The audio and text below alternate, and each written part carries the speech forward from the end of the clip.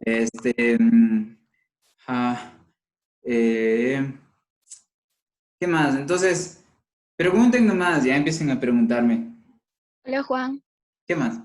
yo quería preguntarte acerca de los splines cúbicos porque la verdad es que me confundo un poco en cuanto, por ejemplo, en el minuto 49:30 tú nos hablas de las ecuaciones, de cuántas ecuaciones sacamos de las condiciones generales.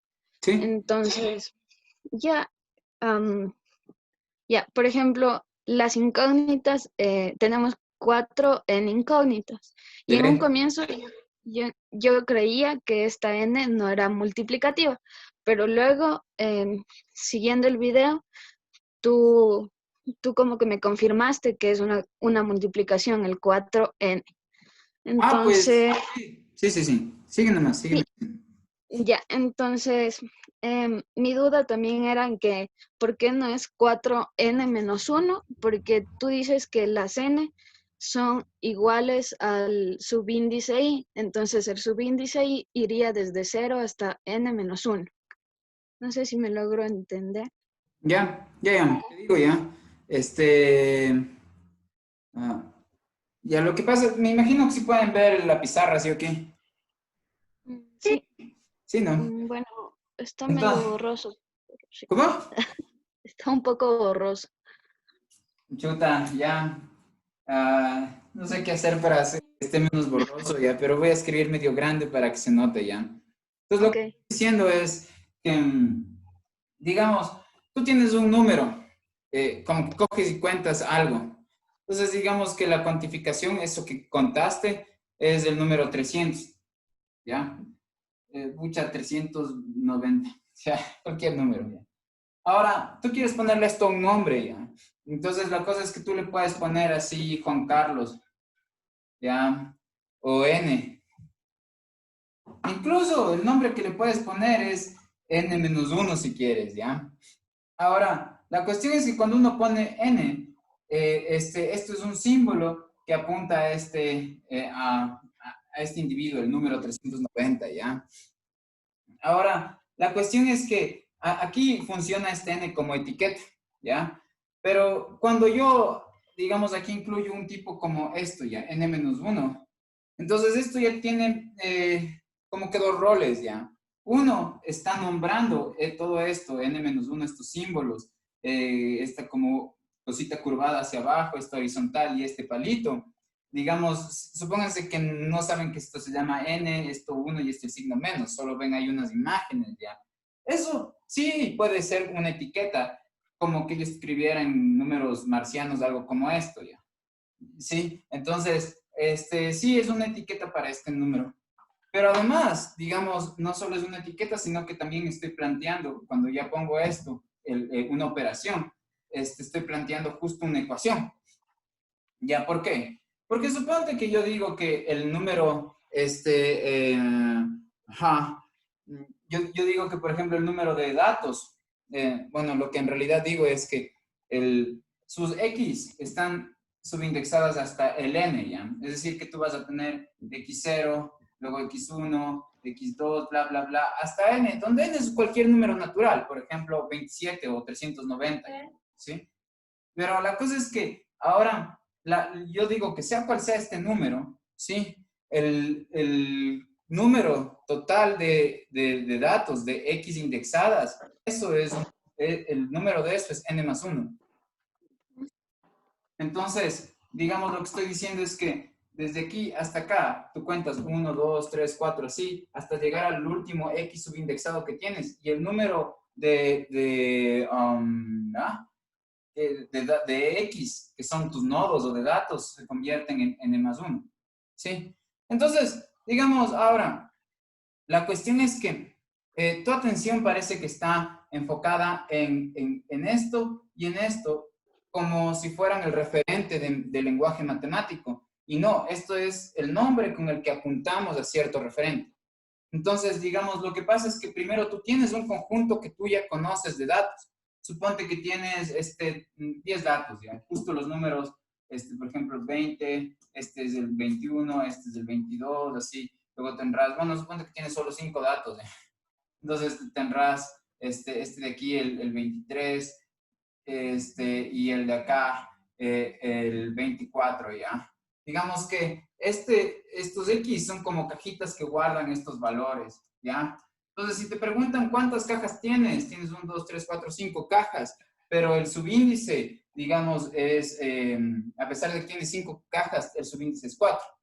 Entonces, yo podría aquí decir, digamos que hay una relación, ¿sí? Entre, si yo pongo el número de nodos o cajas, digamos, estas cajas, el número de nodos, estos son nodos, ¿no? Cada X sub algo es un nodo. Entonces, el número de nodos, sea cual sea el valor que yo cuantifique, le voy a cuantificar con un número n más 1, donde n es el número último con el que se indexa, con el que se indexan las X. Entonces, digamos, si yo uso la notación n para el número último que se termina, con el que se termina indexando las X, como por ejemplo en este caso, el último número con el que yo termino indexando las X es el 4, ¿sí? Yo ya sabría, sin tener que contar estos, así 1, 2, 3, sin tener que contarlos, yo ya sabría cuántos es el número de nodos, porque sé que la relación entre esto y esto es que el de aquí, sea cual sea el número n, siempre va a ser uno mayor. Entonces, digamos, por eso es que este número de nodos o cajas, digamos, ya está parido por la realidad. Tu problema ya concibe eso, ¿sí? Y entonces eso es algo que tú ya sabes. Y si tú ya sabes, ya sea este dato o ya sabes este dato, estos son nombres que nos permiten inferir cuál es el dato que está aquí. ¿Ya? Entonces, por ejemplo, suponte, Marjorie, que tú ya conoces cuál es el último número con el que vas a indexar tus X. ¿Ya? La razón por la que hay estas notaciones n y esta n más 1 es porque, digamos, una vez que tú ya tienes este conocimiento al cual apunta esta palabra, este nombre n, tú ya puedes inferir el conocimiento de acá, es decir, el referente del n más 1, porque el referente del n más 1 va a ser simplemente un número aumentado en 1 al que estaba acá, ¿sí? Ya, entonces, no sé si eso te ayudó, Marjorie. Cuéntame la verdad. Ok. Espera.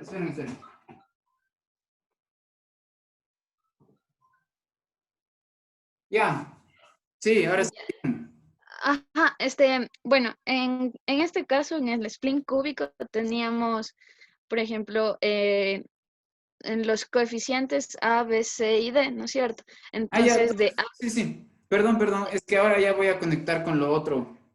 Del ajá, otro. porque A, B, C y D es el 4, ¿cierto? Sí. Entonces, primero que nada, esto espero que sí sea como claro ya. Yo le pude, en vez de llamar n más 1 al conjunto, al número total de nodos, le pude poner la letra m ya. Pero ¿por qué no pongo m y estoy poniendo n más 1? Porque esta es una forma en la que yo puedo inferir el número de nodos basado en el último número que yo uso para indexar los nodos. Entonces, por eso no le pongo m, sino le pongo n más 1, porque me dice cómo llegar al número total de nodos, basándome en el último número con el que indexo los nodos, ¿ya? Ahora, la otra cuestión es que, claro, si tú tienes un polinomio cúbico, un polinomio cúbico es algo de este estilo, ¿no? Como tipo esto así. Ya aquí tengo un polinomio cúbico, ¿sí? Pero justo lo que no conocíamos, porque lo que queremos es que nuestros splines sean cúbicos, y eso significa que cada trocito del spline es una función a trozos, entonces cada trocito necesitamos un polinomio cúbico. Pero lo que no sabemos es cuáles son esos coeficientes. Le voy a llamar a este A3, a este le llamo A2, a este de aquí le llamo A1, y este sería un A0. Entonces lo que no conocemos es justo los A's, ¿sí cachan? Ahora, la cuestión es que, aquí, ¿cuántas incógnitas tengo? Tengo 1, 2, 3, 4 incógnitas. Entonces, ya, ahora, sí, en verdad, 4n, aquí es 4 por n, ¿no? De hecho, en cualquier monomio, es decir, cuando ustedes escriben aquí, por ejemplo, no sé, x, lo que en realidad están escribiendo es 1 por x, o cuando escriben 2x, entonces están escribiendo 2 por x, ¿sí cachan? Entonces, claro, aquí 4n, sí, en efecto, se refiere a que n es un factor que multiplica por 4, ¿ya? Entonces, ahora la cosa es que aquí yo tengo 4 incógnitas, pero de estas ecuaciones, ¿cuántas voy a tener? Voy a tener n ecuaciones. Entonces, si yo tengo n de estas, si voy a tener n ecuaciones y tengo 4 incógnitas por cada ecuación, polinomios de este estilo, ¿sí? Ajá, entonces el total de incógnitas sería 4 por n, ¿sí? Entonces ahora lo que uno podría preguntarse es ¿por qué yo rayos tengo que considerar n veces este tipo de polinomios? Porque cada uno de estos polinomios corresponde a un trocito de tus splines, de tu spline. Entonces, primero que nada, un spline cúbico es una función a trozos que tiene el trocito s sub 0, s sub 1, s sub 2, bla, hasta s sub n menos 1, ¿ya? Pues no sé si alcanzan a ver, si no me avisan, ¿ya? Entonces,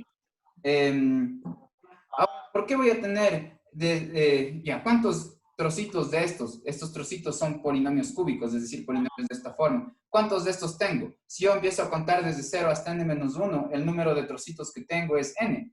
Porque, digamos, cuando yo desde el 0, por ejemplo, hasta el 9, el número de números que estoy terminando contando, incluyendo el 0, son 10, ¿sí? Entonces, en este caso, si voy de 0 hasta n menos 1, ¿cuántos de estos polinomios tengo? Pues son n, ¿sí?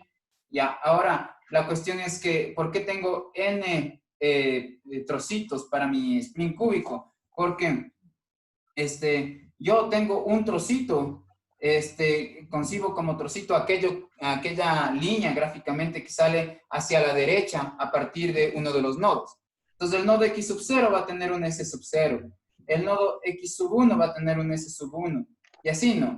Pero, digamos, si yo llego hasta el x sub n, este de aquí, que es el último nodo, siempre indexamos como sub n al último nodo. El último nodo no tiene un trocito al lado, por algo es el último nodo. Entonces, digamos, el último trocito va a tener el nombre del penúltimo nodo. Entonces, el último trocito que yo tenga, por ejemplo, digamos desde este trocito de aquí, el que parte desde aquí y llega hasta acá, ese va a ser el nodo S sub n menos 1. Ese va a ser el trocito que yo le nombre de esta forma. ¿Por qué? Porque el penúltimo nodo justo es de x sub n menos 1. Entonces, eso lo que me dice es que yo de estos trocitos voy a tener n trocitos. Entonces, si tengo n trocitos, yo tengo que encontrar o concretar los coeficientes, cuáles coeficientes de estos 4 coeficientes para cada uno de estos trocitos. Entonces, en total, para yo poder comprender o tener mi conocimiento total de cuál va a ser mi spline cúbico, yo necesito responder o concretar o cosificar en números 4 por n incógnitas. Eso creo que fue lo que me preguntaste. Sí. Bacán. Más preguntas, por favor, ¿ya?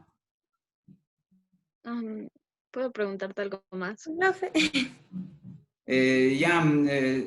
Sí, de ley puedes preguntarme, ¿ya? Entonces, pero después de otra persona, ¿ya? Sí, para hacer un poco más. ¿Ya? Tengo una pregunta con respecto al ajuste de la aplicación del ajuste de la regresión lineal. Sí. En el comando nos pone para realizar la matriz S1, S2, S3, S4. Usted le coge y le pone, digamos, primero le pone la sumatoria de los primeros datos que nos da de la matriz. O sea, me refiero a que no le repite, no le entiendo muy bien esa parte. Ya, no indago en mi mente a qué parte te refieres y no lo tengo muy claro ya. Es de los comandos de Octave. Ya. Tú dices la regresión lineal. Sí, de los ajustes. Ya, la regresión lineal es Ajustes correcta. Sí, pero no de los ajustes de... Ah, ya, como el ejemplo de las olas de mar. Sí. Ya, entonces, lo que hago es simplemente generar la matriz que está ahí propuesta, ¿ya? Esperen, ya. Entonces, verán, solo una cosa, ya, como parece que tienen bastantes preguntas y tal vez no alcance ahorita en esta sesión a responder, entonces voy a mandarles el mismo enlace, le dan otra vez clic y nos volvemos a conectar de una, ¿ya? En el mismo enlace, ¿ya? A ver... voy a ver si les comparto la pantalla de eso para poder hablar más concretamente, ¿sí? Entonces, chuta, esto no me deja. Y aguanten un ratito. Me dice que no. Ya. Pero solo es que no me deja minimizar la pantalla, ya necesito minimizarla, a ver. Ah, no, ya pude. Ya, solo denme un ratito, ya hasta se vayan pensando las preguntas.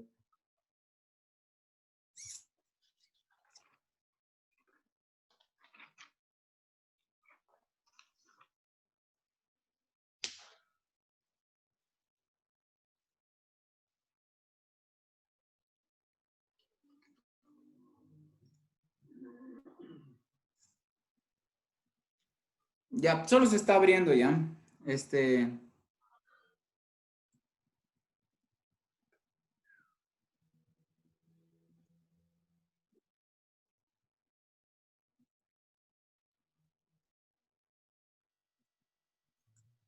Sí, ya, entonces, les voy a compartir mi pantalla y para trabajar sobre ese script, ¿ya? Ya, Leslie, ¿te refieres a esto, sí o qué? Sí, sí, profe. Entonces, ¿qué es lo que no está entendible? El hecho del S1, S2, S3 y S4 y S5. Lo que no le entendía es, digamos, la sumatoria y ahí tenemos los términos de uno y el seno. Perdón, no le- Sí, el sí. seno, ajá. Entonces, lo que no le entiendo es por qué pone seno de pi sobre, bueno, pi por t sobre 6. Ya, sí, Entonces, sí. ajá. Ya, ¿de dónde sale eso? Ya, entonces lo que estoy diciendo es que miren, cuando ustedes generalizan ya los ajustes y no usan solo una línea recta para ajustar un conjunto de puntos, lo que suele pasar es que, a ver, aquí si pueden ver también mi pizarra, un chance, avisaron nomás. O sea, ven mi pantalla, ¿verdad? Pero ven la pizarra. Pero digan, sí, no. Se ve, pero se ve, o sea, chiquito. Se ve Ya, full como... mal, entonces, ya, Podemos bueno. intercambiar las pantallas. Ya, bueno, entonces escúchenme, ya, sí puedo cambiar y mostrarles, ya. Bueno, Profe, sí se sí, puede. Hay que ponerle en su pantalla, Dos clics. fijar el video y sí se hace grande. Ujú. a ver, ¿hago qué? No. Tiene que hacer cada uno en su computadora, en la ventanita del profe, Dos dale clics. una opción que dice fijar pantalla y sale su pantalla grande. Se tienen que hacer cada uno. O solo dos Ya, clics en su ya, cara y bacán. Pueden hacer eso o ya les muestro la pizarra para todos y como calma, ya. Entonces, primero que nada, miren, cuando ustedes van a generalizar, ¿qué significa generalizar? Que ustedes ya no van a usar solamente el tipo de función para ajustar llamada línea recta, sino que van a usar otra función. Entonces, ¿cómo generan en general otra función? Pues como una función es un vector, parte de un espacio vectorial, entonces una función puede ser generada por una combinación lineal de las funciones de la base. Entonces, en pocas, eso es lo que ven en el teorema de Fourier, porque la base para, digamos, el espacio de funciones es un conjunto infinito de funciones, donde esas funciones son la función 1, la función seno de n por x y la función coseno de m por x, donde n y m son números naturales que van desde el 1 hasta el infinito. Entonces, ahora, la cuestión es que, ¿qué tal si es que no cogemos infinitas funciones?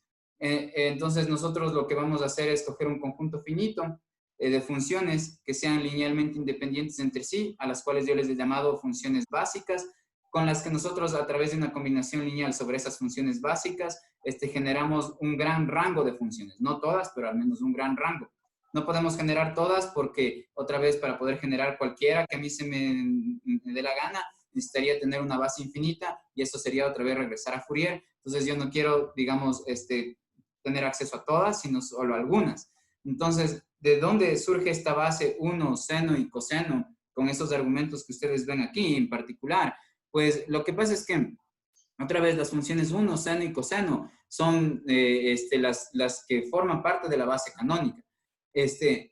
Ahora, digamos, aquí yo no tengo seno de n por t, donde n sería, o sea, aquí yo debería tener, si yo usara la base canónica, debería tener en vez de seno de pi por t sobre 6, debería tener seno de t, seno de 2t, seno de 3t, seno de 4t, así hasta el infinito. Y lo mismo con el coseno. Pero como ven, de todas esas, yo estoy usando solamente 3 funciones en vez de un infinito número de funciones.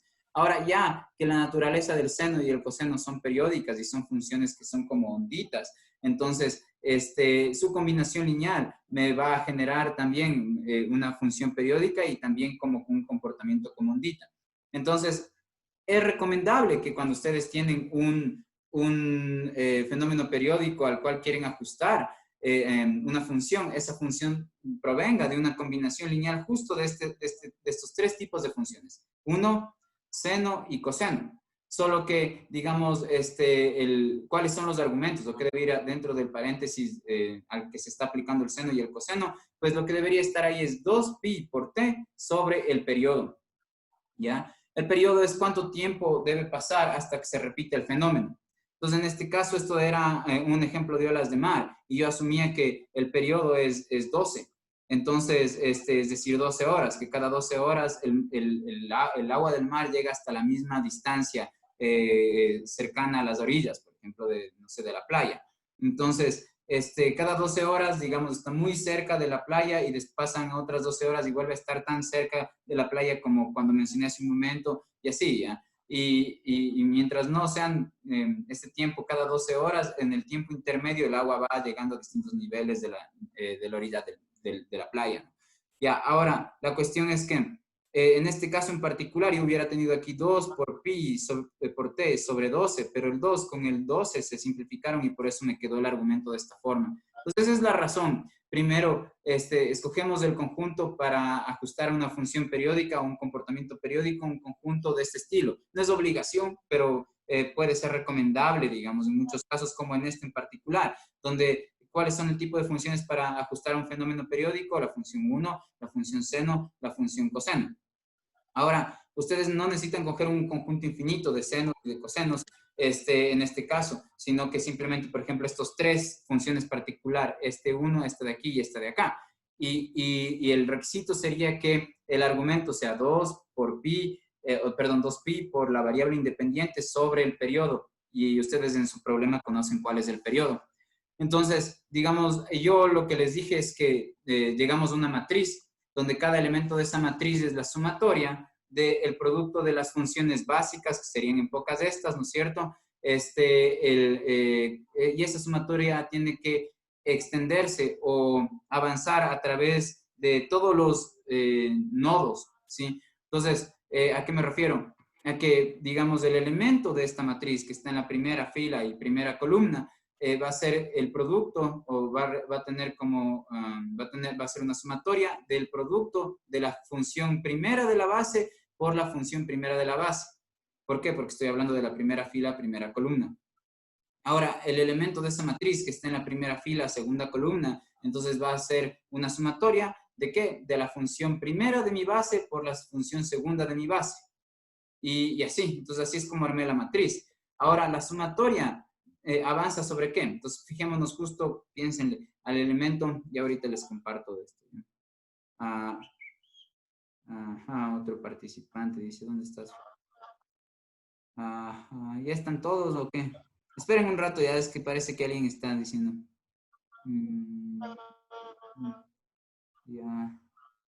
Ya están todos, no hay más participantes esperando. Ya, entonces, les decía esto y ahora sí creo que pueden ver mi pantalla, ¿no es cierto? Que digo, mi pizarra como un poco más grande. Entonces, lo que yo estoy diciendo es que miren, si ustedes tienen la función 1 y aquí tienen la función seno de, pongámosle x ya, no importa, ahorita, sí, solo para este ejemplo. Luego aquí coseno ya, o sea, en general, aquí tienen que tener 2pi por el tiempo sobre el periodo. Este es lo que estoy usando, esta es la función. 2pi por el tiempo sobre el periodo. ¿De dónde sale esto? Esto en pocas se lo estoy dando yo. Ya, yo les estoy diciendo, usen esto porque es recomendable para funciones periódicas, ¿ya? Para ajustar a funciones periódicas. Entonces, el ajuste es simplemente ustedes tienen unos puntos ahí dispersos, tipo esto, y si es que ustedes consideran que el fenómeno que están analizando se repite después de que se ha recorrido en la variable independiente cierto rango de valores, en este caso, si es que en la variable tiempo ha pasado cierto tiempo, en este caso son 12 horas, entonces tienen un fenómeno periódico porque piensan que la altura del agua va a repetirse cada 12 horas la misma altura. Entonces, es recomendable usar una base, un conjunto de funciones básicas como esta, ¿ya? Entonces, eso quiere decir que su función g de x que van a usar va a ser una función que va a ser una constante, lo voy a poner a 1, por la primera función, más otra constante, lo voy a llamar a 2 por la segunda función, ¿sí? Más otra constante por la tercera función, ¿ya? Aquí solo pongan esto, ¿no? 2pi por t sobre t mayúscula. Ya, entonces, ahora la cuestión es que cómo hallo esto, esto y esto. ¿Por qué estoy diciendo que mi G va a estar planteada de esta forma? Porque esto es lo que se llama una combinación lineal sobre estas funciones. ¿Qué significa que voy a hacer una combinación lineal? Significa que voy a tomar una de estas funciones, le multiplico por una constante, luego tomo esta otra función, le multiplico por otra constante, tomo esta función, le multiplico por otra constante y después del resultado lo sumo, ¿sí? Entonces, al hacer eso, yo genero una función que tiene estas características de ser periódica, ¿sí? Ya, pudieron, sí, bueno, tienen eso así. Pudieron, si quisieran, escoger solo estas dos, o estas dos, o estas dos, como sea, ya. La cosa es que en este problema en particular les puse lo que sería más recomendable, ¿ya? Entonces, digamos, en la gráfica tal vez les sale algo como esto, ¿ya? Y el punto es que cómo hallamos el A1, el A2, el A3, ¿ya? Entonces, la cuestión aquí es que yo tengo que armar una matriz y de los videos, la matriz se componía de la siguiente forma, ¿ya? Esta matriz va a tener varios elementos, ¿sí? Entonces, por ejemplo, el elemento que está en la primera fila, primera columna, sería el que va a ir acá, primera fila, primera columna. ¿Cuáles son los elementos que tengo que poner ahí? Tengo que hacer adentro de una sumatoria un producto. ¿De qué con qué? De la primera, si estoy en la primera fila, primera columna, entonces tengo que multiplicar la primera función básica por la primera función básica. Entonces yo tendría que multiplicar aquí uno por uno, ¿ya? Pero la cosa es que esta sumatoria de unos tengo que sumar unos cuantas veces. Un número de veces igual al número de nodos que existen. Ya supónganse que tienen nodos desde 1 hasta n, ¿ya? Entonces tienen n nodos. Entonces, digamos aquí, las sumen 1 n veces y por eso les da n, ¿ya? Entonces, el n es el número de datos que tienen, ¿no? En pocas. Luego, ¿qué va acá en la primera fila, segunda columna? Va la sumatoria del producto de ¿qué? De la primera función básica por la segunda función básica. Entonces, los índices que identifican dentro de su matriz el elemento sobre el que están trabajando definen cuáles son las funciones básicas que ustedes tienen que elegir para multiplicarlas entre sí y ponerlas ahí dentro de una sumatoria. Entonces, en este caso, si yo voy a pensar en el producto en el elemento que está en la primera fila, segunda columna, entonces tengo que pensar en el producto de 1 por el seno, porque esa es la primera función y esa es la segunda función. Entonces, aquí yo tendría que sumar el seno de 2pi por t sobre t, ¿ya? Ahora, este t de aquí, va a ir tomando valores, porque son mis nodos, ¿no es cierto? Sería en pocas un t iésimo, ¿sí? Entonces, aquí el i va desde, por ejemplo, 1 hasta n, ¿sí? O tiene que recorrer en pocas todos los nodos que tienen, es decir, aquí tienen que en esta función evaluar este seno en todos y cada uno de los nodos que tengan y después de esos resultados sumarlos. Eso es en pocas lo que tienen que hacer. Entonces, la matriz que yo mostraba ahí en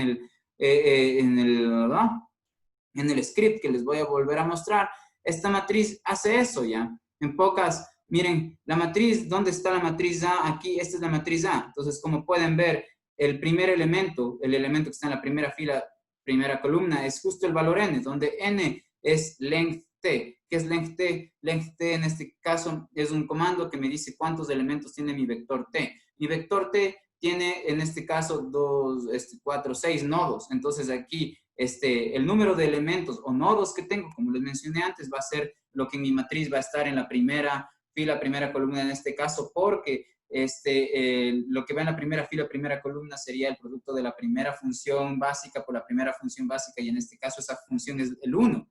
Y después ese producto tiene que estar sumado un número de veces. ¿Cuántas veces? Pues el número n de veces de aquí. Es n, el número es una etiqueta que guarda un valor. ¿Cuál valor? El número de elementos que yo tengo de datos. ¿Sí? Eso, no sé si te respondí así, Leslie. Sí, profe. Ya la entendí. Gracias. Sí, más preguntas entonces. Pregunten nomás. Profe, el chat puso alguien una pregunta. Sí, solo que no entendía. A ver, este, ¿quién es que me preguntó? Pregunte nomás, así por el ya, no se Yo, vuelve. yo, yo, profe, yo pregunté Sí, a nada más ver, que ¿quién? los perritos también están aquí echando baile. Ya, Por eso no podía dime hablar. nomás, ya todo bien. Profe, o sea, la pregunta es, o sea, sí entendí eso, pero yo póngase para poder elegir una función a la que quiero extrapolar, primero tengo que ver cómo se comportan mis datos, ¿verdad? Sí, de ley, o sea, me imagino que ahorita sí estás viendo mi pizarra, ¿sí o qué? Sí, sí. Ya, entonces, esto también me preguntó Pablito en la mañana, sino que no había grabado toda la sesión de preguntas de la mañana, ya. Entonces, suponte que tienes unos datos distribuidos de esta forma, ya, y tú quieres ajustar una función. Aquí, digamos, esta forma generalizada de buscar funciones para ajustar, la generalizada quiere decir que es algo que va más allá que el uso de polinomios. Porque yo puedo elegir tranquilamente ajustar esto con un polinomio o con una función complicada que sea compuesta de senos y cosenos y vainas, logaritmos y cosas así. Pero, digamos, la extensión corresponde para cuando nosotros no vamos a usar polinomios, incluyendo cuando sí vayamos a usar polinomios. ¿Por qué? Porque los casos polinomiales son fáciles de reproducir. En el octave, ¿cómo hacen un ajuste polinomial? Pues usan el comando polyfit. Ya les había explicado esto, polyfit. Y aquí ponen, digamos, los nodos, las coordenadas X de sus datos, las coordenadas Y de sus datos, y aquí depende del número que pongan para que ajuste o interpole. Si el número que ponen aquí es en 1 menor que el número de datos, entonces va a interpolar. Y si es distinto que ese valor, que es menor en 1 al conjunto de datos, el número que ustedes ponen aquí, entonces va a ajustar. Por ejemplo, en este caso tengo 2, 4, 5 datos, si ustedes ponen 4, va a interpolar con un polinomio de Lagrange. Si ponen cualquier número distinto a 4, va a ajustar con un polinomio del orden que pongan. Entonces, si ponen aquí 5, va a ajustar con un polinomio de orden 5. Ya, ahora, ¿cómo eligen qué tipo de un polinomio de orden 2, de 1, así van a usar para ajustar estos datos? Pues eso ya depende de los criterios que tengan. En un problema en el que el único criterio que tengan sea la tendencia de sus datos, la dispersión, cómo están regados en el plano, entonces en efecto sucede lo que Eric dice ya, que la curva lo que tiene que hacer es seguir la tendencia de sus datos. Entonces aquí hay algunas curvas que siguen la tendencia de los datos. Miren, por ejemplo, una línea recta, ¿sí? O también, por ejemplo, una línea curvadita, tipo, no sé, esto, ¿ya? Y este puede ser un polinomio de orden 2, 3, 4, ¿sí? ¿Ya? Ahora, por ejemplo, ¿cuál no seguiría como que la tendencia de mis datos? Digamos, por ejemplo, tal vez aquí, justo aquí una función periódica, porque eso sería equivalente que yo haga algo como esto, ¿ya? Pero la cosa es que esta función de aquí no está siguiendo la tendencia de mis datos porque, digamos, mis datos no están fluctuando, están principalmente creciendo, ¿ya? Este es anómalo en el sentido de que, digamos, tiene una coordenada Y más baja que la de aquí. Pero de ahí el resto es como que sus coordenadas Y van aumentando a medida que yo me voy a la derecha, es decir, estoy encontrando una función completamente creciente en este intervalo, ¿no es cierto? Al menos eso es lo que me sugeriría la mayoría de los datos. Entonces, ahí ya no sería recomendable usar esta función sinusoidal para ajustar, sino más bien cualquiera de estas polinómicas. Entonces, por ejemplo, en el ejercicio que les mandé de deber, ustedes pueden revisar en el capítulo 10, en el ajuste donde les pedía que ajusten para averiguar el precio de una revista, me parece, para cierto año. Ahí en el capítulo 10 están las respuestas de todos los problemas, ¿ya? Entonces pueden verificar ahí si es que sus intuiciones en efecto están corroboradas por cómo resolvió ese mismo problema la persona que hizo el libro. En este caso me parece que usa un polinomio de orden 2 o de orden 1 para ajustar, pero ambas cosas son válidas en función de para qué quieres tú ajustar, cuál es el criterio, qué es lo que buscas ahí. Y en un problema más concreto, eso va a intervenir en más factores que simplemente ver dispersos en el espacio a ciertos puntos con cierta tendencia. Por ejemplo, si es que lo que tú necesitas es ajustar una cantidad, mucha así, animal de datos, entonces, primero unos 2.000 datos, luego otros 2.000 datos, luego otros 2.000 datos y así.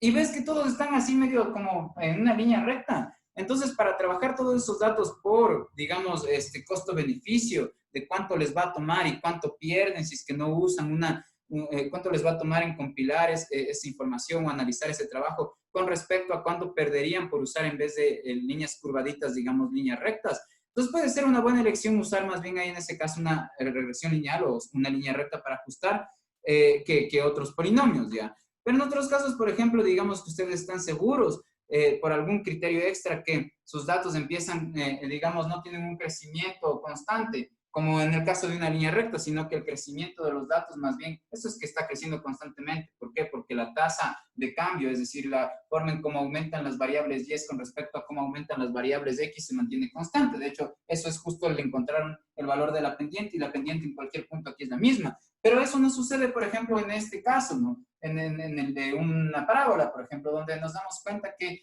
si yo me muevo una unidad en x y parto de este punto, ¿cuánto aumentó en y? Es, por ejemplo, un valor chiquitito como pero si yo parto de este punto y me muevo una unidad en x, ¿cuánto aumentó la coordenada y de este punto con respecto a la coordenada y de este punto? Pues es bastante, ¿ya? Entonces, como ven, la tasa de cambio aquí va modificándose. Si ustedes, por alguna restricción externa a su problema, saben que la tasa de cambio o el crecimiento tiene que ir aumentando, entonces ahí, digamos, ya no sería recomendable la línea recta, sino que, por ejemplo, más bien una parábola o algún polinomio cuadrático, sí, o perdón, polinomio con exponente par, tal vez, sí. Entonces, sí, todo depende del contexto de su problema, y en el caso particular del ejercicio que les mandé de deber, el único criterio que tenían ahí es pues justo cómo están regados los datos en el plano, es decir, la tendencia de los datos. Ya, pregúntenme más cosas. Sí, no. Profe, yo tengo dos preguntas. A ver. La primera es que, bueno, en eso que nos dio del ejercicio 3.4, en el libro utiliza la opción polyfit, pero utiliza un polinomio de grado 7. Mientras que haciendo con una regresión lineal salen las respuestas muy diferentes. Me sale con casi 3 unidades de diferencia. Entonces, ¿cuál está bien? ¿Cuál es el ejercicio? Es el de los euros, de la ¿el de los revista, que hay euros? que ver cuánto. Ajá, Ya, ¿y cuántos datos tienen ahí? 8. Entonces lo que está haciendo es interpolando, porque me imagino que Ajá. parte del ejercicio en ese caso sería como interpolar. Pero digamos, si tú quieres ajustar, que es lo que yo pedía en ese ejercicio, Ujú. entonces ahí vale todo lo que dije antes, ¿ya? O sea, no importa que el libro saque otro resultado porque está enfocado en otro aspecto del aprendizaje, ¿sí? Ese problema particular. Ya. Vale, siguiente pregunta. En la última, que hay que hacer el método de bisección y el método de la secante, ¿hacemos con un ejemplo en particular o hacemos de manera generalizada? Como quieran, sí. Como ya se está acabando el tiempo, entonces, eso, díganme si tienen una pregunta más, preguntas más. En realidad ahí puede ser como quieras, ¿ya? Si quieres, escoge un ejemplo particular. La cosa es que entiendas cómo estás programando. Eso. Ya, entonces, como no me dicen nada más, el martes seguirán las preguntas. A ver, Pablito, verás que ya se va a acabar. Cuenta rápido.